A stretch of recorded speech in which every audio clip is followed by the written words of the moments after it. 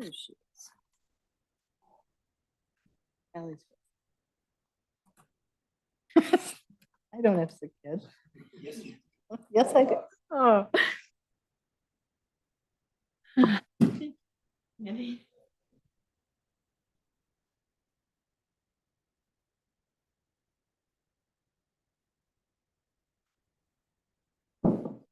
Good morning, Alice.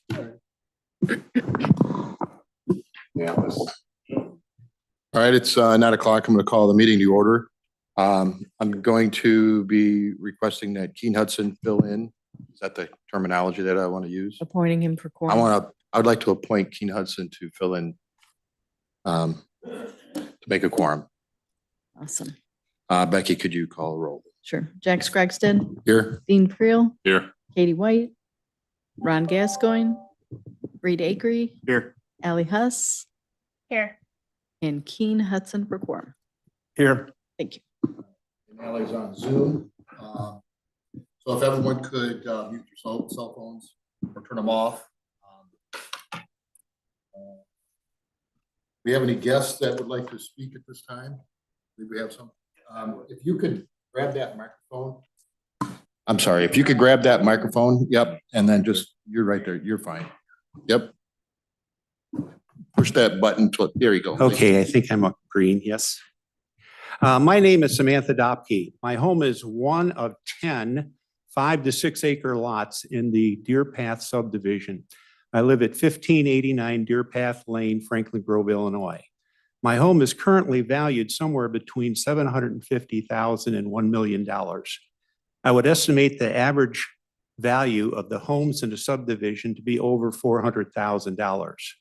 I have been working with D. Duffy, past zoning administrator, and Alice Henkel, current zoning administrator, on a zoning permit issue I feel will significantly reduce the value of my home and every other property in Deer Path subdivision.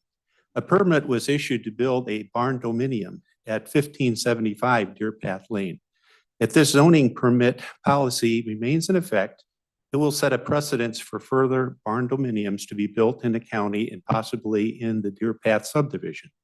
I believe that this zoning permit interpretation is in conflict with Lee County Ordinance 10-5-1, Section 3, or the intent of that ordinance. To understand what I'm saying, I will tell you how Chris Henkel, past zoning administrator, explained it to me some 14 years ago. At that time, I went to Chris Henkel to get a pole barn permit. I was told he could not issue it to me because I did not currently have a residence built on my property. I asked for an explanation. He said that the county board had just written ordinance 10-5-1 Section C the previous year. It stated, no accessory building or structure shall be constructed on a residential lot prior to the construction of the principal dwelling. Chris Henkel further explained the need for the ordinance by saying people were getting pole barn permits and saying they were going to build a home also. The problem was that many people did not build a home, but just decided to live in the pole barn. The intent of the ordinance, therefore, was to limit the number of people making their homes in pole barns instead of a principal dwelling. My interpretation of a principal dwelling is a home that would be constructed by traditional methods such as permanent brick and mortar or a frame type structure, not a temporary pole barn type structure. My home took almost a full year to build. My pole barn took 2 days with 2 men working on it. My pole barn is 42 feet by 80 feet. The proposed barn dominium is nearly the same size at 56 by 80 feet. This barn dominium could be built very quickly and cheaply. Alice Henkel told me that since a barn dominium has plans for living quarters in it before it is constructed, it should be classified as a residence.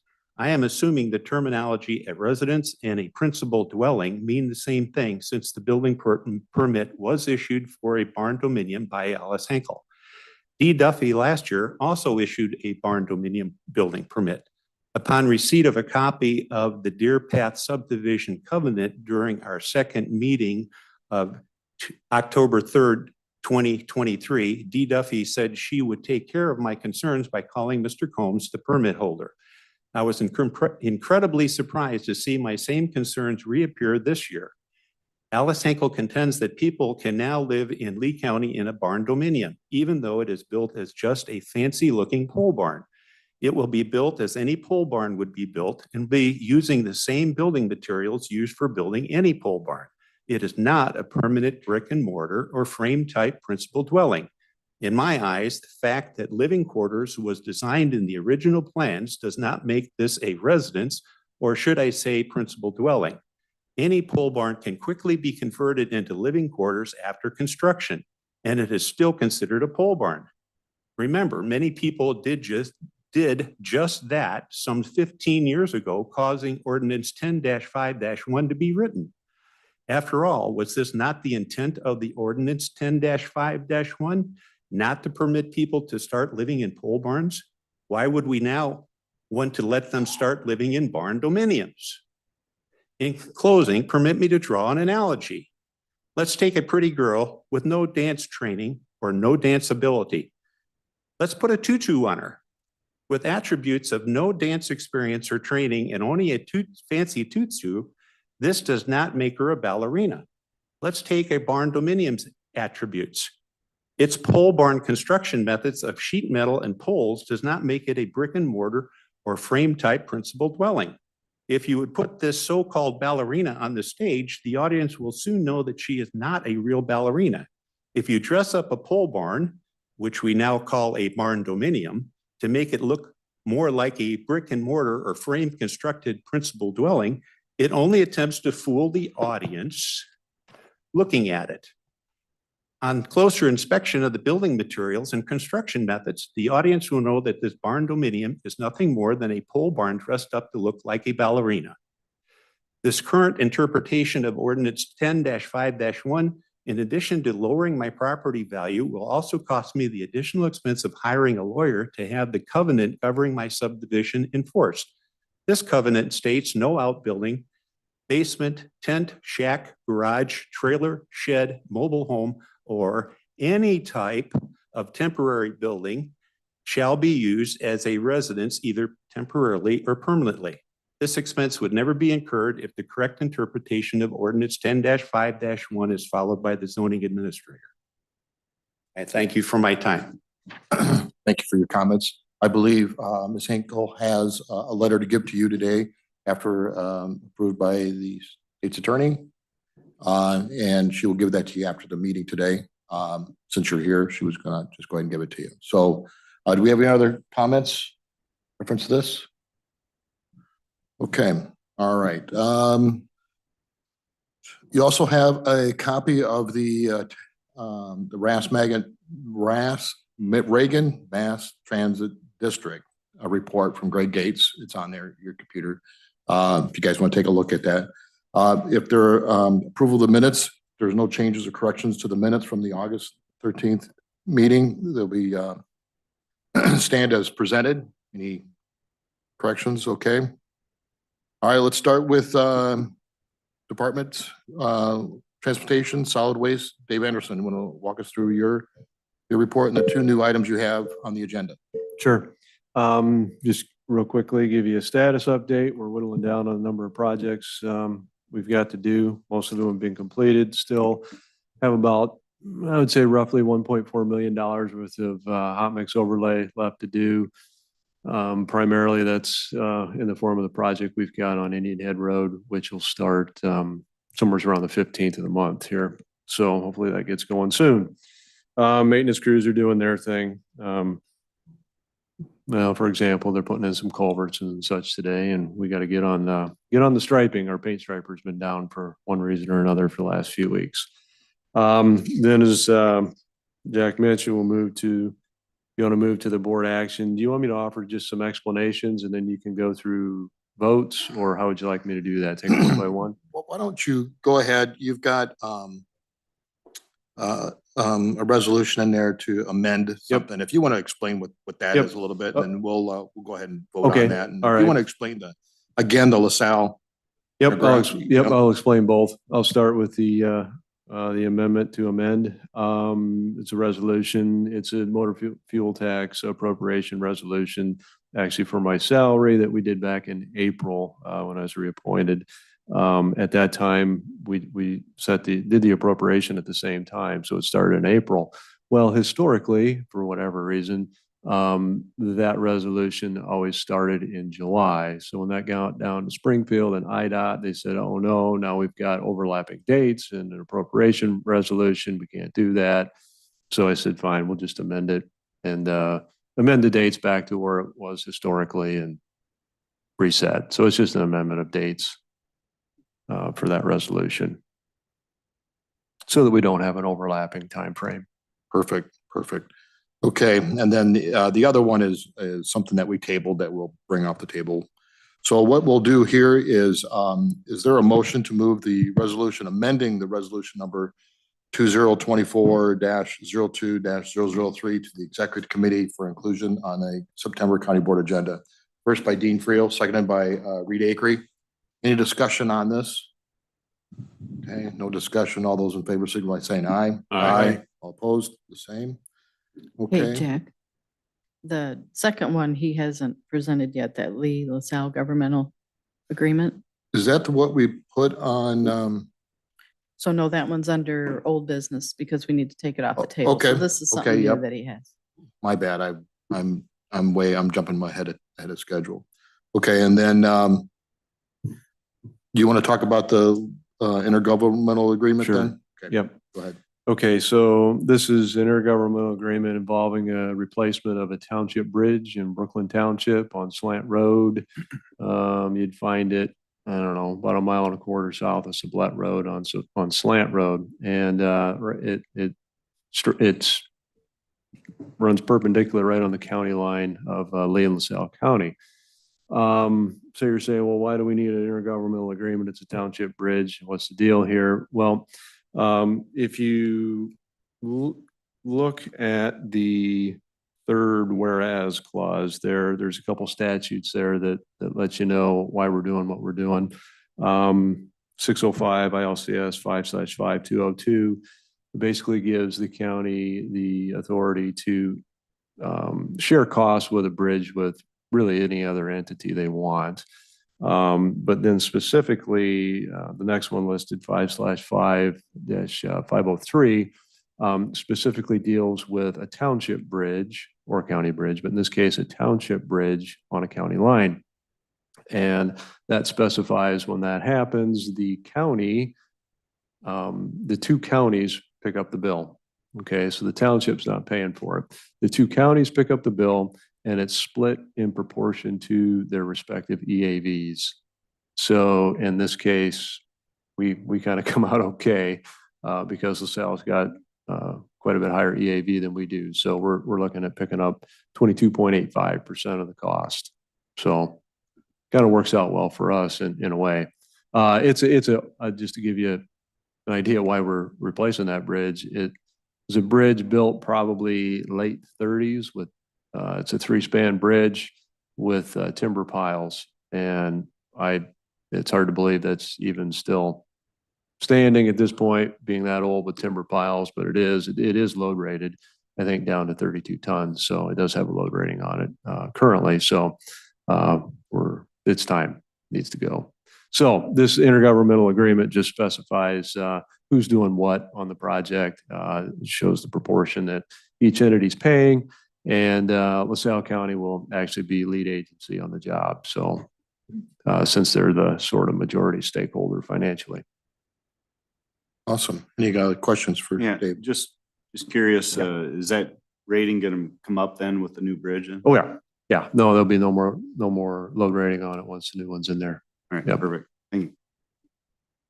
All right, any other questions? Okay, so is there a motion to move the Lee LaSalle intergovernmental agreement for the repair of a structure 052-4125 bridge that crosses Big Bureau Creek near Sublette to the executive committee for inclusion on the September County Board agenda? First by Dean Friel, seconded by Dean Hudson. Any discussions on that? All right, no discussions. All those in favor signify saying aye. Aye. All opposed? Same. Motion carried. Okay, all right. Any other things, Dave? You good? Okay. All right, let's move on down to the assessor's office. Jennifer Boyd and Sammy. Jennifer would like to walk through the committee through your report. Good morning. I have a very short report this month. The assessment office has been working on our annual task lists, processing for all the townships, and we're wrapping that up. Another thing on our slate is to do valuation for the new commercial construction still for this year. So that's kind of where we're at with our assessment office. Also, we did have a meeting with True Roll last week, and they prepared an impact report for us. I meant to attach that to your reports, but I don't think the attachment was there, so I can submit that later, or if you would like that, I can email it to you directly. But the impact report shows that since we started True Roll last year, 301 unqualified exemptions have been removed, with an estimated 2 million in assessed value returned to the tax roll.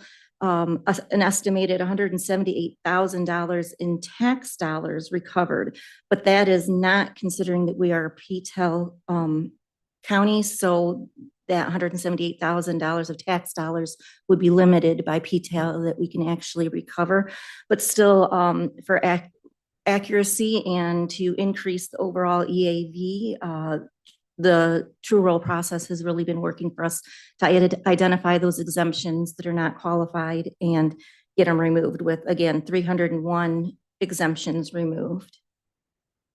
Anybody have any questions? Any questions for Jennifer? No questions? Okay, I'll All let right, you have thank you. Sammy then. Sam?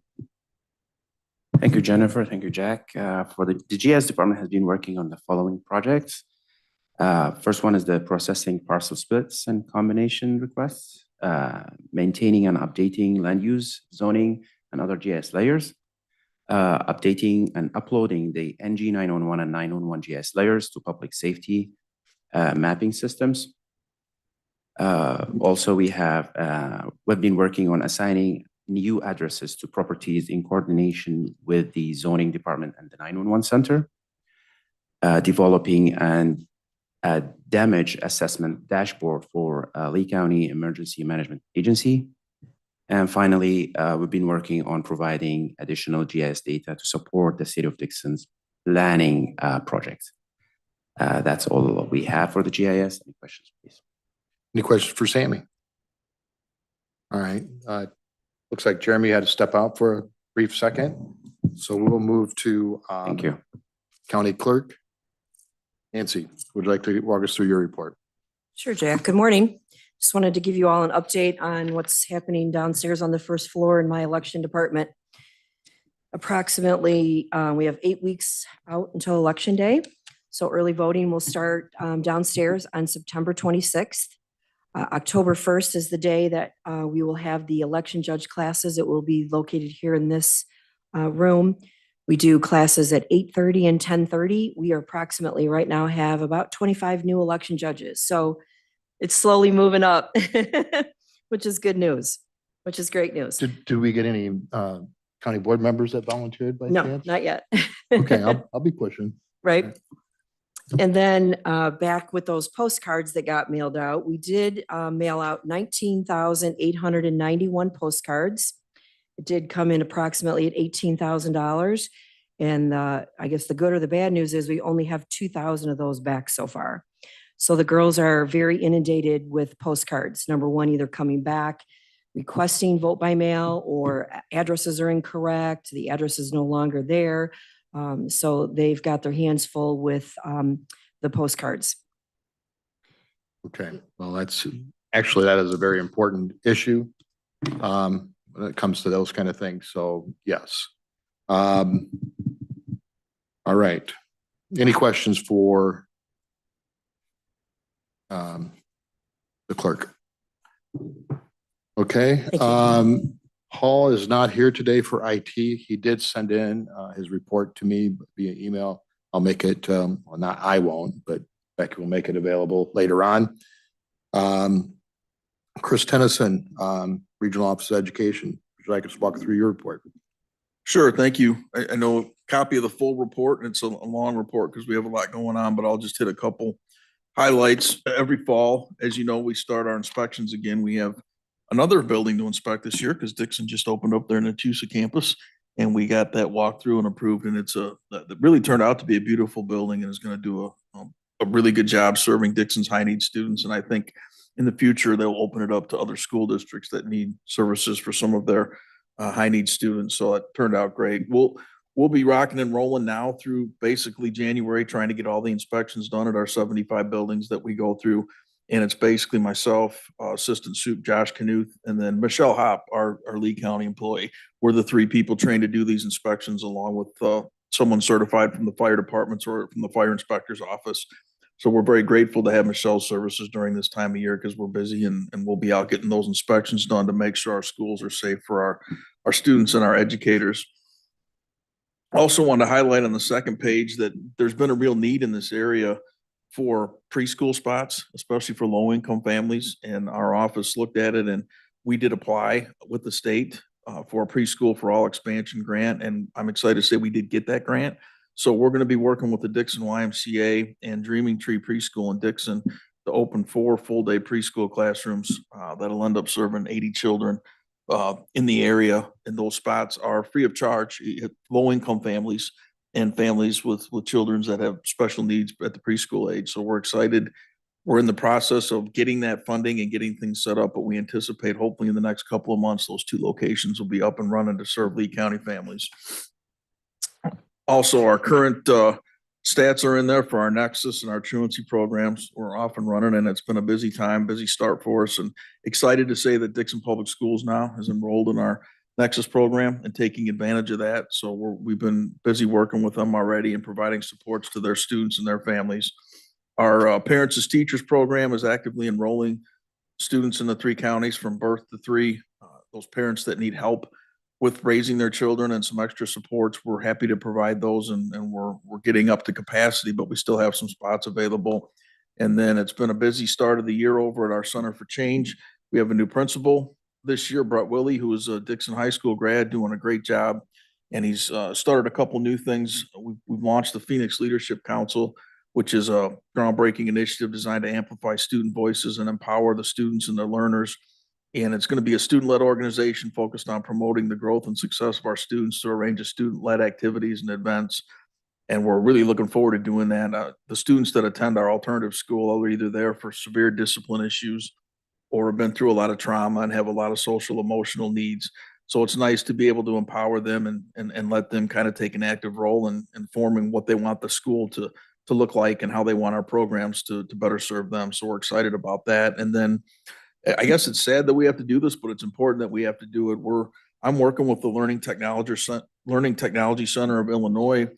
They serve the entire state of Illinois, all of the schools in Illinois for technology needs. They teach teachers how to better integrate technology into classrooms.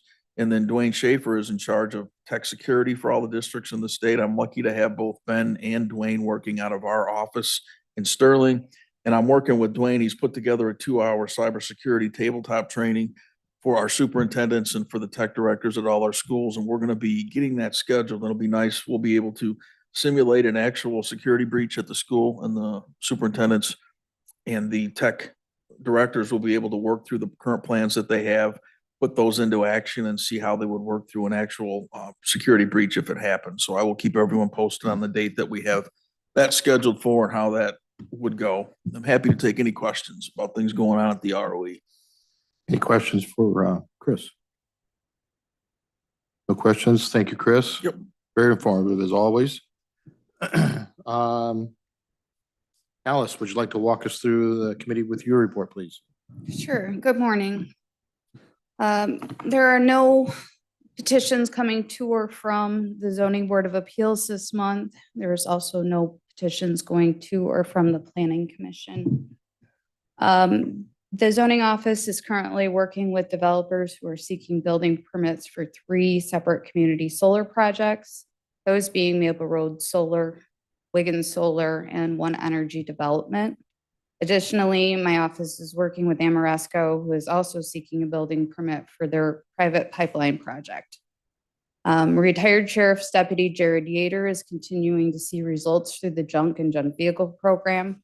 He is currently working with approximately 48 residents to resolve junk and/or junk vehicle violations. With the assistance of the Sheriff's Department, he will be working with 3 residents to acquire salvage titles for approximately 5 vehicles, so they can be lawfully received by a salvage yard. Last month, Mr. Yater began conducting zoning compliance checks as part of the building permit process. As a reminder, a zoning compliance check is nothing more than confirming that what is reported on the building permit is what is being constructed. He reports that so far, property owners have been receptive to reintroducing this process. Earlier this year, Lee County applied for a BRIC grant that would assist the county in adopting building codes. We continue to progress through that process, and we were recently asked to provide additional information concerning anticipated costs. We anticipate awards to be announced before the end of the year. On August 21st, Laura Mangrum, certified floodplain manager and deputy zoning administrator, attended the village of Lee. He attended their village meeting with William Shipley from IEMA. Earlier this month, she had met with Village Mayor Terry Boydick and the head of the Public Works Department to discuss water issues that they have in town. While they are not under the jurisdiction of Lee County, she reached out to Laura as floodplain manager for guidance. While the village itself is not in a floodplain, it does have significant drainage and stormwater management issues. Laura discussed applying for a scoping grant with FEMA during the meeting. A scoping grant would pay for engineering studies to identify the water issues and offer possible solutions. That study can be used for a grant to pay for the recommended work. They were interested, they were both interested in more information and set up for Laura to talk at their meeting. If anyone in the area of Lee County, if anyone knows of anyone in the area of Lee County that may benefit from a scoping grant to identify water-related issues or has general questions about the grant, please contact Laura with the zoning office. Mr. Shipley from IEMA has been a great resource for information and guidance, and after discussing the village's issues with him, he decided to attend the meeting to answer questions as well. The idea was well received, and he is now their point of contact to move forward with applying for the scoping grant. During the month of August, the zoning office processed 43 building permits. Permit fees in the amount of $11,330.10 were collected. I handed out to you also today information about the Illinois Renewable Energy Conference that is going to be October 1st and October 2nd down in Bloomington. These conferences are a great opportunity for you guys to learn about the industry. They're set up for the industry, so when you go, you are hearing what the industry is hearing.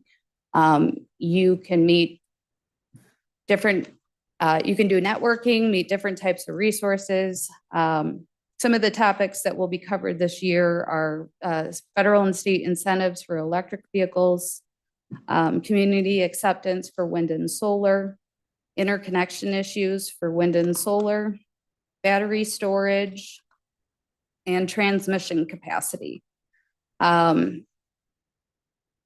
If anyone has any questions about how to register, please reach out to my office and I can assist you with that process. Are there any questions? Any questions for Alice? Yeah, Alice, you gonna be trying to attend? I am considering it. Laura has interest. She would like to learn more about the renewable energy world. So we are talking about who's going. I might go one day. She might go the next day. So. Any other questions? I have to say, this is the first time I've had no zoning appeals coming, no zoning, nothing coming to or from this or that, so. I see Jeremy has come back. Do you have anything you would like to, anything new that you would like to share with us? Well, our elevator's out of service again. Okay. So no, we continue to work with some of our broadband providers, internet service providers, They're still going through some of the BEAD process. This was going back to our Lee County Broadband Initiative. And right now we have 2 that have submitted for some BEAD funding. One got funded, not for Lee County, but for a different area, but they're still looking for the Lee County area. And another internet service provider does have some funding in Lee County for some previously planned expansion. So that's exciting. We do have, I've had some smaller municipalities reach out to get involved with that conversation as well. So that's great. This is going to be an ongoing process. So, again, we're not going to see immediate results on this, but it's going to be one of our initiatives. That's a long-term goal to try to make sure that we get broadband access for everyone across the county. So that's pretty much an update on that. I'm not sure what I missed. I apologize. We had a little bit of an elevator emergency. Greg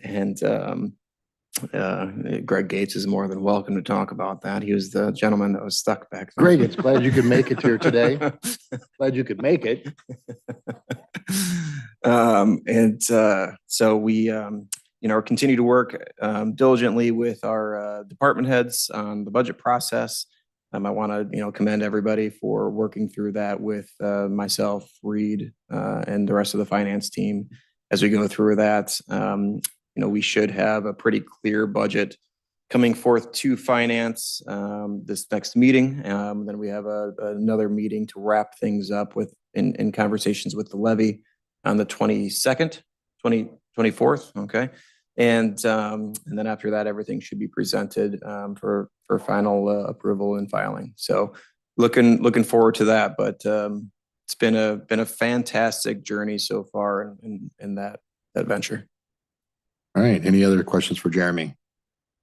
Well, Greg, if you're here and you want to say something, you came all this way and you spent all this time in the building and didn't get a chance to talk. So I'll give you 5 minutes as a guest. I'll take more like 5 seconds. But I want to thank Mr. England. All he had to do is tell me I don't have to attend the meeting as opposed to getting stuck in the elevator. So it was quite the trip, but progress is continuing with public transportation. I think one of the more exciting pieces since our last meeting was we did receive confirmation from the state, from IDOT, their specific state planning and research program, that we will be doing a feasibility study related to the use of hydrogen and hydrogen fuel vehicles in rural public transportation. I think it could actually be somewhat of a defining moment in rural transportation here in the state. There's been some significant interest in that, so we'll see how that goes. All right. Well, thank you for coming all that way. I always take the stairs myself, but all right, and that's enough of that. All right, unfinished business. Illinois Public Works Mutual Aid was tabled during the August meeting. This agreement was tabled last month because it is tied to the IPWMAN ordinance that was submitted to the county board in August and could not be approved without the ordinance. The ordinance will be on the agenda for the September county board meeting. So is there a motion to take the Illinois Public Works Mutual Aid Agreement that was tabled last month off the table? First by Dean Friel, seconded by Reed. Any discussions on removing it from the table? No discussion. All those in favor, so by saying aye. Aye. All opposed, same. Motion carried. Okay, with that said, is there a motion to move the Public Works Mutual Aid Agreement to the Executive Committee for inclusion on the September County Board agenda? First by Keene Hudson, seconded by Dean Friel. Any discussion on that? No discussions on that. All those in favor, signify by saying aye. Aye. All those opposed, motion carried. There's no items under new business agenda, no executive session. Is there a motion to adjourn? First by Dean Friel, second by Reed Acree. All those in favor, signify by saying aye. Aye. All right. Thank you, guys.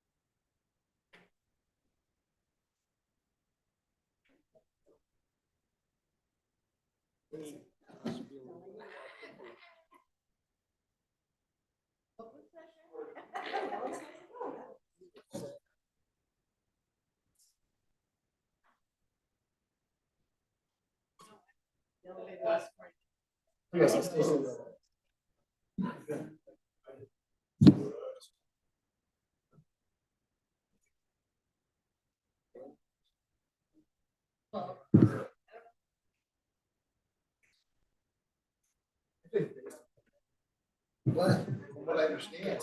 I understand.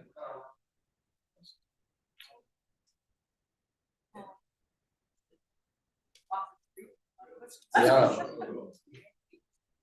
No, no, no. But apparently-